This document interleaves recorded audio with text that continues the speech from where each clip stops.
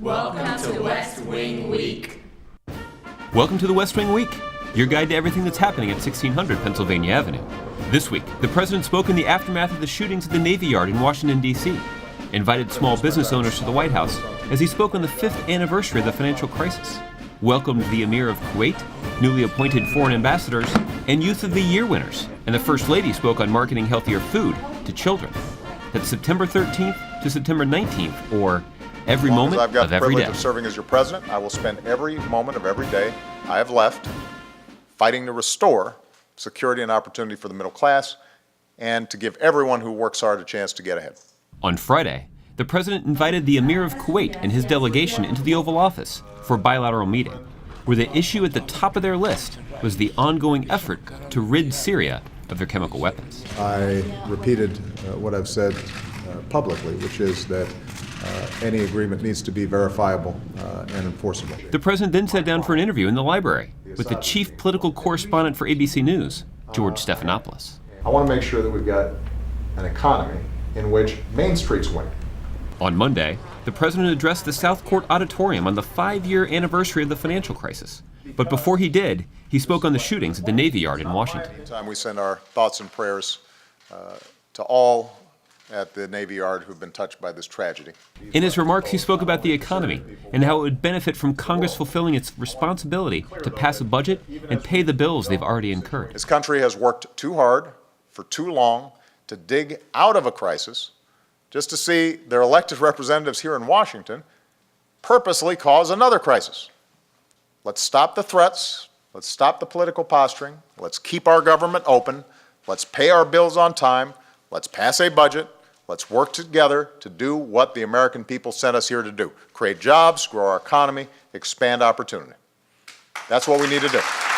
Those 11 people standing with the president as he spoke were small business owners, construction workers, HAMP homeowners, teachers, and tax cut recipients who had benefited from the president's economic recovery proposals over the last 5 years. After the president finished speaking, they were led through the West Wing up to the Oval Office to spend a few minutes with the president. What's your name? The president then got on the phone with over 6,000 volunteers and organizers from across the country who are working on the full implementation of the Affordable Care Act. You've got millions of Americans who are already seeing benefits. On Tuesday, the president discussed immigration reform, among other topics, with Jose Diaz-Balart of Telemundo. And the only thing that's holding it back right now is John Boehner calling him to the floor because we've got a majority of members of Congress who would vote for it right now if it hits. Then, 9 foreign ambassadors and their families arrived at the White House to mark the formal beginning of their service in Washington.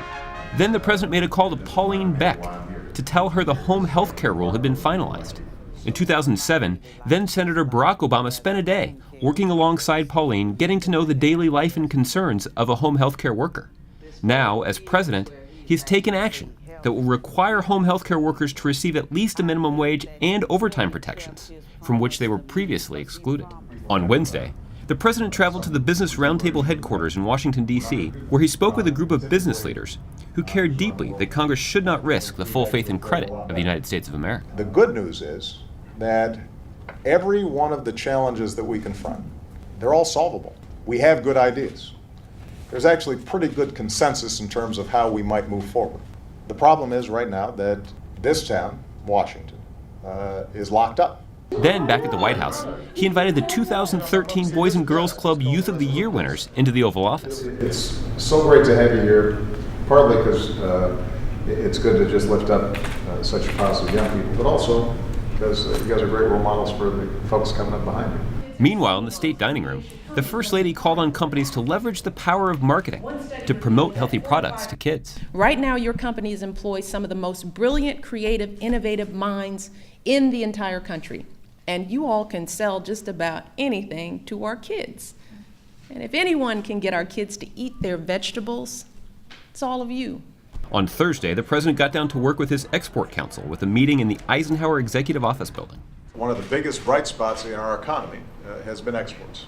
The fact that Made in America means something and has provided a boost to our domestic economy and has reminded the world just how competitive we are. To find out more information on any of these varied topical topics or to see complete videos of these events, go to whitehouse.gov. And thanks again for checking out your West Wing Week. Should we sit in your chair before we Yeah, go ahead, please. Feel free. Just don't press any of the buttons. 2028. All right. I got it mapped out in my head.